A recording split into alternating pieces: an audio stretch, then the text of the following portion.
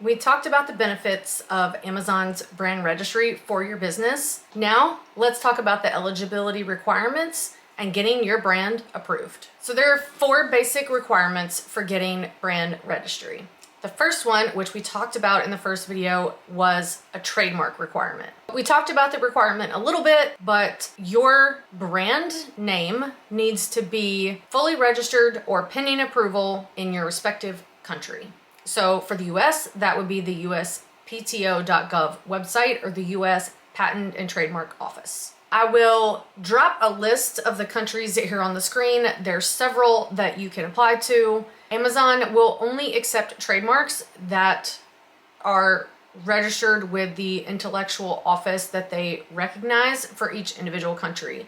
So they will not recognize trademarks with the WIPO or the Worldwide Intellectual Property Organization. So if you have one through there, it won't be recognized by Amazon. Amazon accepts a text-based, or in the US, we call it a word mark, or an icon-based or logo-based trademark. I fully recommend getting a text-based or word mark trademark because then you're not locked into a specific logo for your business. Unless you're somebody like Nike with a swoosh, there's really no need to get a image-based or logo-based trademark. So your trademark has to be registered under the appropriate class for your products. So let's talk about what that means. For example, I am registered under stationery for several different things. So when the class comes up, and I'll try to put some up here. When the class comes up, you will see class 16 is stationery, but then you can register for vinyl stickers, paper stickers, washi, just stationery in general, like office, letterhead, that kind of thing. So you can pick all the different options underneath stationery, but as long as you're in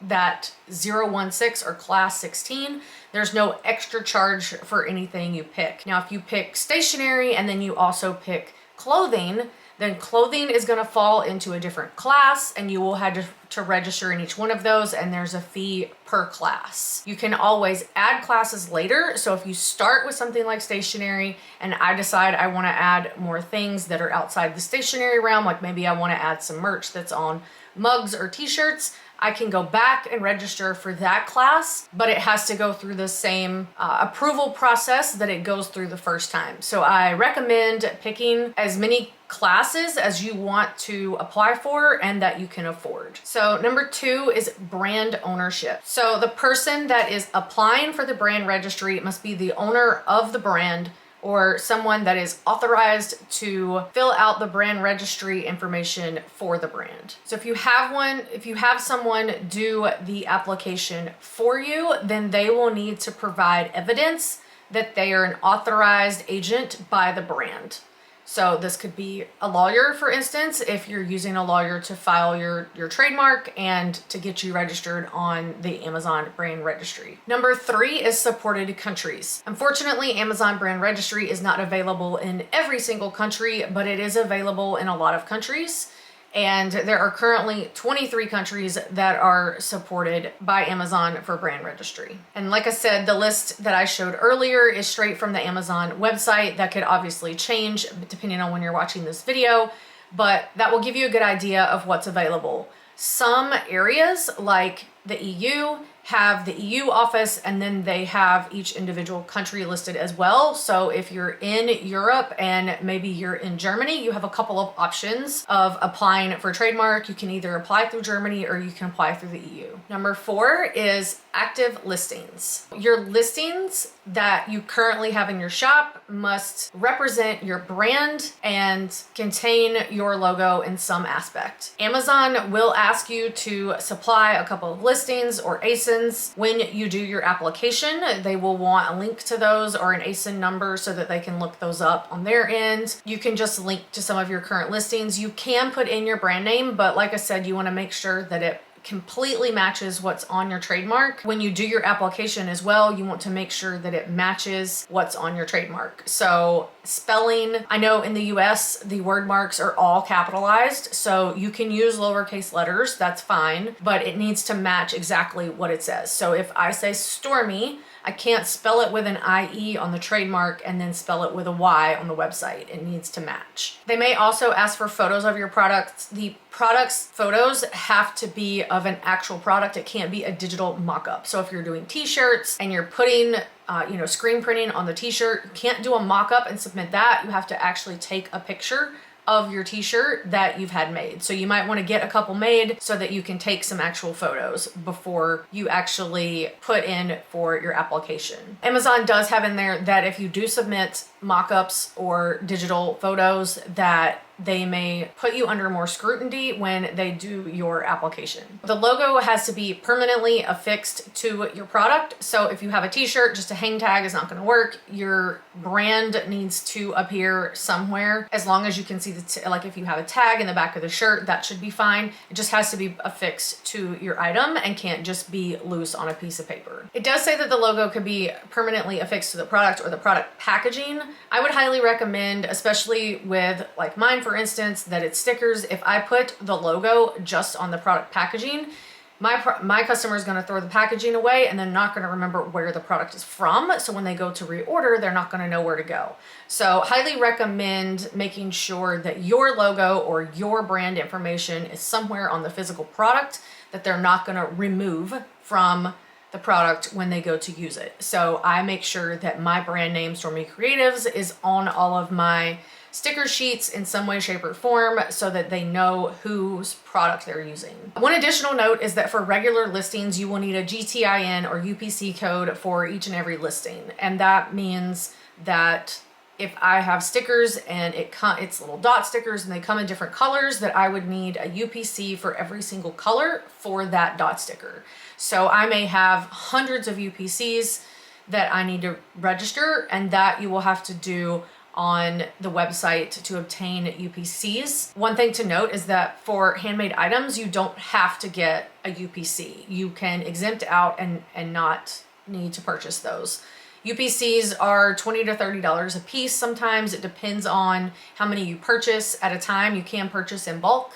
So if you know you're going to need 100 of them, you can go ahead and purchase all 100 at one time and not have to do each one individually. So that's the 4 main things. So let's talk about the information that you need to have ready when you register. So you will need to be logged into your Amazon seller account because they are linked, and you need to make sure that you're in the right account and you're registering the right brand under that account. I know a lot of people have multiple seller accounts, or they'll have multiple brands. So just make sure that when you're logged into the right one if they're separate. You can have multiple brands per account. One thing to note is that once you start the application, you can leave it and come back, but after 3 days, the application goes away and you have to start all over. So like I said earlier, you should enter the brand name exactly as it appears on your trademark with the correct spelling to make sure that it's easier on Amazon's end to verify the correct information. And you should enter it exactly as you want it to appear in the Amazon platform. So if you want it to be all capitals, then enter it in all caps. If you want it to be uppercase, lowercase, title case, all lowercase, however you want it to appear, make sure you enter it that way in the Amazon platform because that is how they will register it. You will also need to upload a copy of your logo. And this is something I need to look into because I'm currently in the process of changing my logo. So I'm sure I'll need to resubmit a new logo to go along with my brand so that they can see that I've changed my logo. There are tons of file types that are accepted and size requirements. It can be on a white or transparent background, but just keep that in mind when you go to submit your application. You will need the country that you're registered with, and you will need the serial number that is available or the trademark registration number. I think on the US site it stays the same, but just make sure that you've got the right number. So if it's pending, it may have a serial number, and if it's fully registered, the number may switch. So just make sure that you have the correct number to input into the system because that's what they use to look up the information to make sure you're the person that should be submitting. And this is where the authorized agent comes into play, that if the trademark is listed under my name, but I have Susie Q over here doing the application for me, she will need something from me stating that she has the authority to put in the application on my behalf. There are some optional fields to include your own website or social media platforms, that kind of thing. I would definitely only fill these in so that Amazon can see that you're an official business and that you are available for purchase in other ways than just on Amazon. Some exclusions may happen with your brand registry. So some of the exclusions and some of the reasons you may not be able to enroll in brand registry is you can't be a reseller. So I can't apply for a Nike brand registry account when I'm not Nike myself. So if you're a reseller or dropshipper, you're not going to be able to apply for a brand that's not privately owned. Keep that in mind when you're doing your application. And unfortunately, if you don't have a trademark, you can't apply. Amazon does offer a service called IP Accelerator, and if you go into your account and you don't have a trademark, but you want to get one and you don't really want to do it yourself, you can go into brand registry and it will say, do you have a trademark? And you can click no, and it will send you to IP Accelerator. And these are third parties other than Amazon that have been vetted by Amazon, and they're available as a service provider, and they understand Amazon's platform. So that may be a good idea if you're looking into getting a trademark and you don't want to do it on your own. I couldn't find any specific categories when I was looking that would be excluded from brand registry, but that doesn't mean they don't exist. So just do your homework and make sure that your products are eligible to be enrolled in brand registry when you get your trademark. So according to the brand registry website, it could take around 10 days for you to get fully registered. I would definitely, once you submit your application, there's a dashboard where you can see the current status. I would definitely check back and make sure there's no more information that they need. They should send you an email if they need anything from you, but I would just double check on the dashboard to make sure it's going through the process, because it will say, you know, in like submitted or in review, and then it will say approved. So once you're approved, then you can make sure your brand is attached to all your products, and then you have access to all your brand registry perks such as Vine, A+ content, brand store, that kind of thing. So we'll kind of get into more of the perks and how some of those things work later in another video. If you're ready to start selling on Amazon, you can grab my free 3-step checklist down in the description box below, and I will catch you in the next video. Bye.